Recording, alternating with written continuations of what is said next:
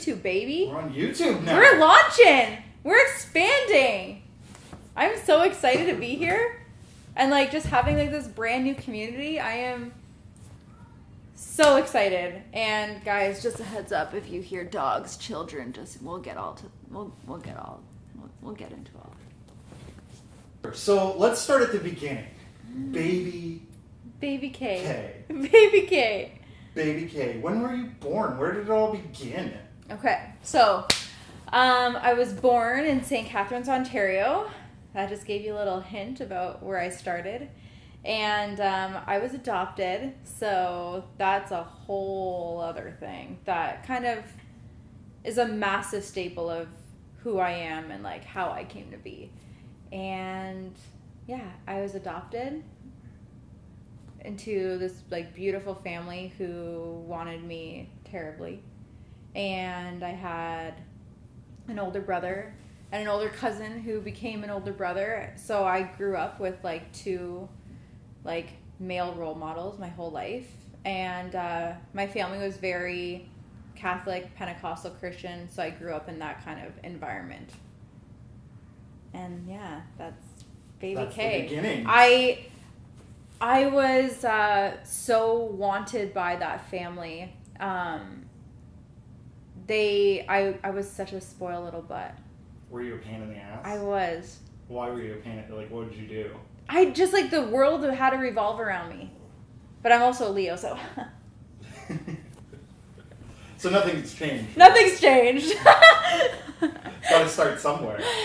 Entertainment narcissist? No. So, being that everything revolved around you, how was high school? Like, what happened when you started actually like discovering who you were as a person? So that's the funny thing, because you're a teenager. So, as a teenager, you're full of hormones and you're being brought into meeting all these new people. And I originally was from Niagara Falls, and then when I went to high school, my parents moved to Niagara-on-the-Lake. So I had all these brand new people, and not only did I start grade 9 in a brand new like town, but it was country people are different than city people. So it was everybody knew each other and grew up together, and it's a small community. So coming into that fresh was pretty intimidating. Okay. So yeah, that was like super intimidating. This is Binu. Binu is very loud. So my mom put me into dance like right away, as early as you could. And I absolutely loved dance. Dance was my life for a very long time.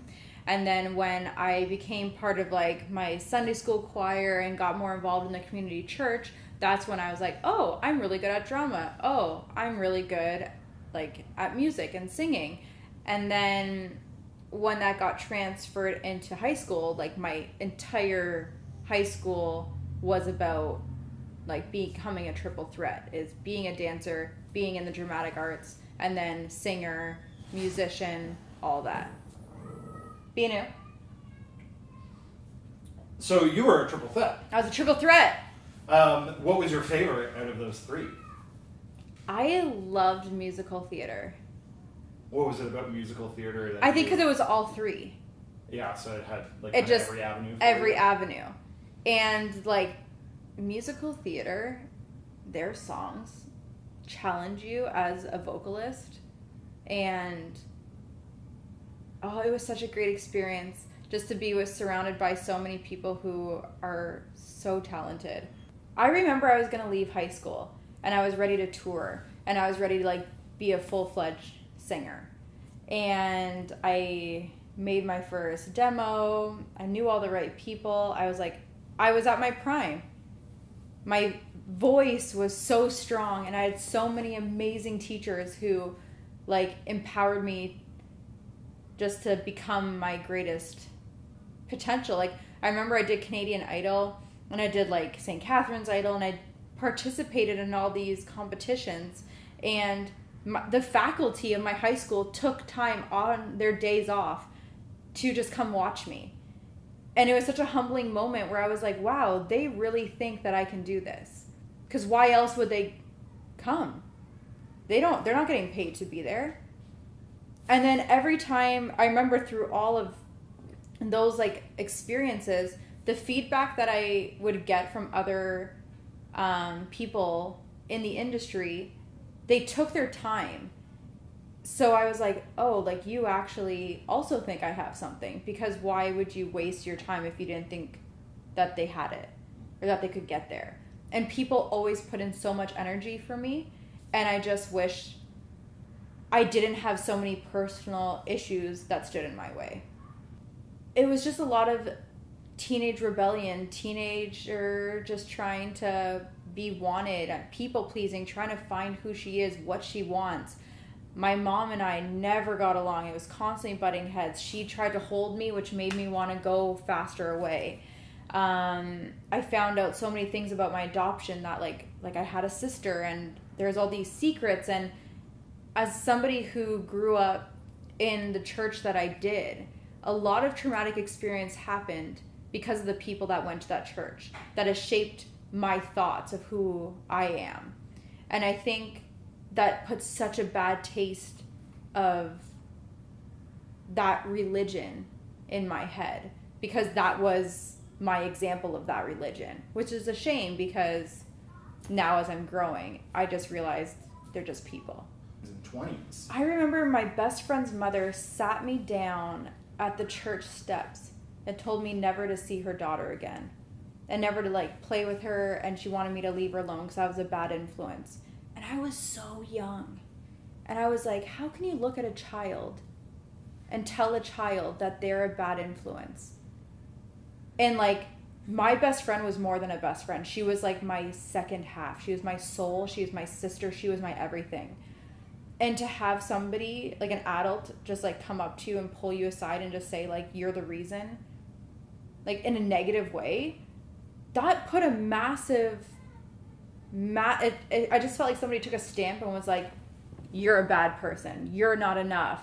And then that brought me to like my adoption trauma, where it's like, oh, I wasn't wanted, I wasn't enough, so they gave me away. So I felt like my whole entire life, I think that's why I'm a people pleaser, because I felt like I was constantly never enough for anybody.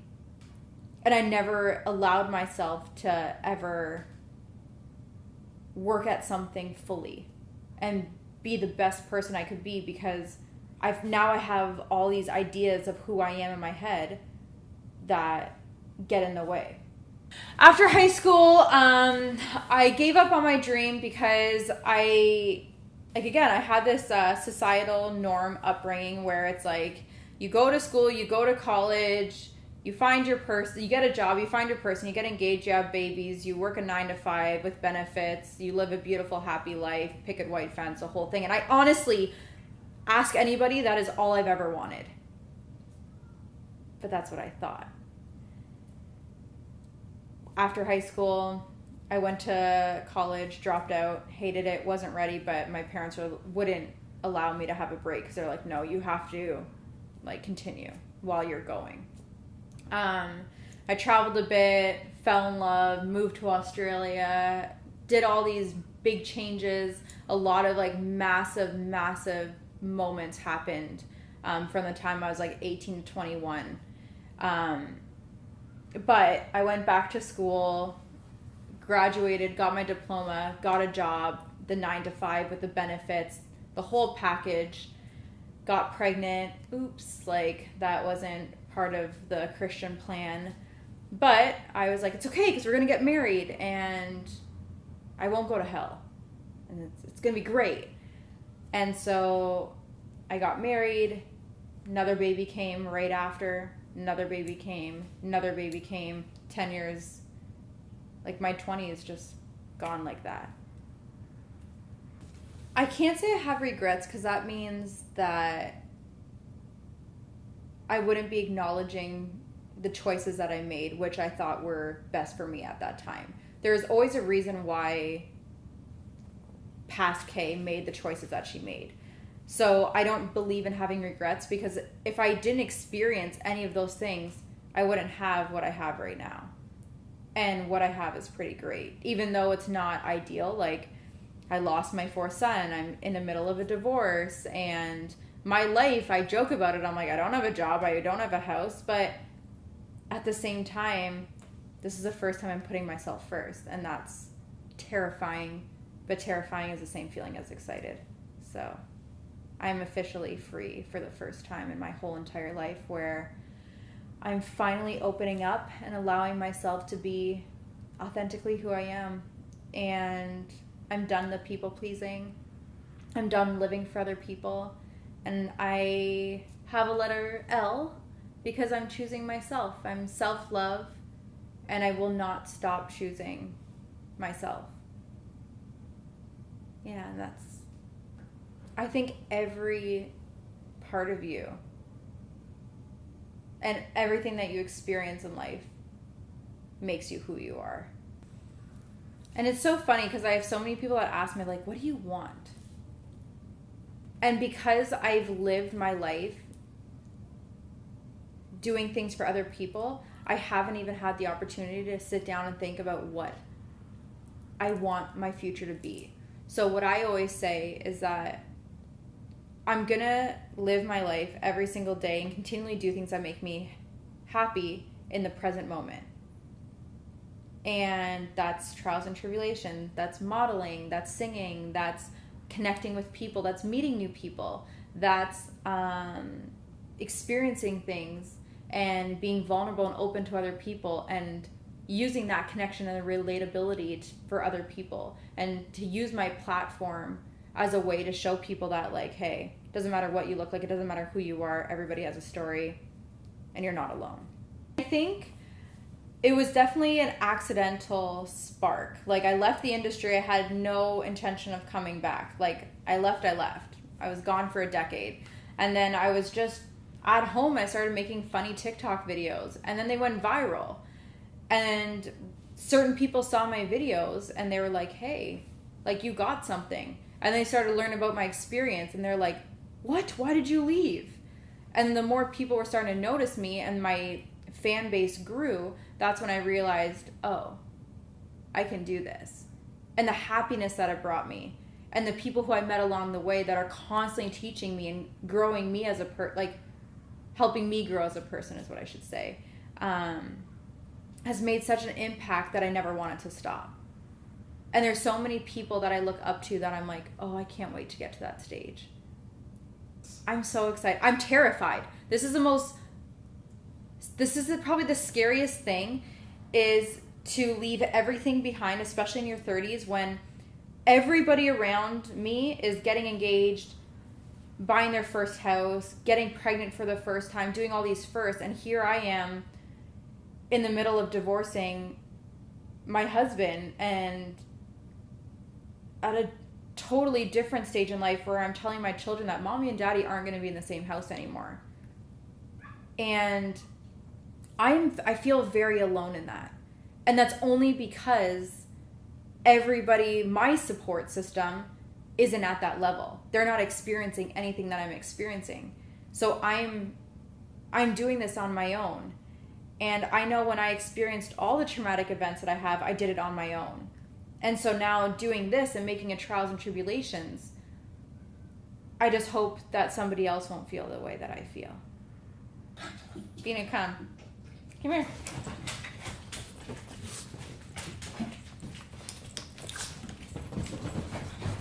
And there's puppy 2. Puppy 2.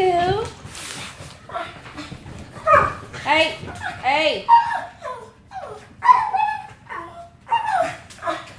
Puppy break.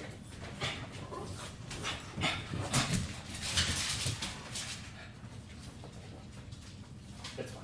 Maybe But can we also make like a quick break and do say that we can do this again, and if you guys do have like Q&A, that we can totally do an episode where just comment below, and I would love to answer all your questions more in detail. If you guys have any ideas of specific episodes or specific people who you want to see and learn from, please, like, I want to be so open to hearing feedback, and this is about you, and I want people who are watching me to be able to learn and grow with me. So it's really important that you guys let me know. I want to hear from you. Right, Binu? So that's like, this is launching the podcast, launching the YouTube channel, expanding my platforms. I have a beautiful platform on TikTok that's like, I have over 100K, and every day it's growing little by little. I started Trials and Tribulations on Instagram, and I was so booked. I'm like, it's now the summer, and I'm like already booking into the fall. And I actually had to stop making, I stopped taking people's requests to be on the show because I just got so crazy busy with it. And so now we're just hoping to take all my ideas of expansion of all these different shows and making them hopefully a reality. A little exclusive. I am working right now on a project called The 30 Wall. And essentially it's just I'm so excited about it because this is the one that, like, there's on Netflix right now, there's a show called Sex Life. And essentially that was exactly what The 30 Wall was. And I was like, no, somebody already thought of it. And everything that show, I watched like the whole first season in like a day. And everything that show hit was something that I was going to talk about, or that I've actually experienced in my own personal life. And it was such a tribute because it was so impactful that I was like, oh, 30 Wall is going to be a thing. And essentially what it is just of what your 30s looks like. And I know everybody is going to have a different story, but I hope that my 30 Wall will have the same impact as Sex Life had with me. You are in charge of everything. This is your manifesting. This is your life. And I think once you begin to realize that you are in control of everything around you, this is your life. It's all about you. It's not about me. It's about you. If you have a dream and you want to do something, then do it. And I think the biggest thing that what you guys, as all the episodes keep on coming in, you're going to hear from everybody that I've interviewed. Binu, you are so loud. Binu, come here. Is that everybody says is that you have to take the risk. And you have to take that chance. And you have to give yourself that grace and that patience and that love and the support that if you want something, just do it. Because you don't want to ever, like, this is your one and only life, as we know. Because right now, all I know is I'm here right now. And that's how I base my life. And I don't want to look back on anything and be like, oh, I wish I wasn't so afraid. I wish I didn't let judgment or fear or indecisiveness take over my dreams and what I want out of life. And a lot of your most positive feelings and emotions feel the exact same way as negativity or negative emotions. So, like I said, fear or anxiety and excitement, you still get the nervousness in your belly and you're still like, oh, what's going to happen next? But it's the journey, it's the meeting people, it's knowing that all you have is yourself to rely on. And what an empowering feeling when you get there and you can just look back and be like, I did that. I gave myself a chance. Welcome to Kaye Parker's YouTube channel launch. And I'm so excited for you guys to follow my journey with me. Continue watching. Once a week, we're going to be posting a Trials and Tribulations episode. And make sure, again, I'm going to say this 100 times, your feedback and you being part of this journey is the most important thing for me. And so please comment. Please always check in. Please like. Please subscribe. Is that what they say on YouTube? I think so. I'm so new. Should I have started with, hey guys? Because I think people do that on YouTube too. But I'm just so blessed and humbled to be here. I'm so excited about my new journey. If you guys want to follow me on Instagram, it's at Kaye Parker Official. If you guys want to follow me on TikTok, it's also at Kaye Parker Official. And let me be very clear, please put the E at the end of K, because you do not want to know what happens when you don't. But we'll have all the information in the comment section below where you guys can reach me. And stay tuned, because we're going to be constantly posting about what's coming up next. So again, I love you guys so much. Follow your soul. That's the most important thing. And I can't wait to see you guys next week.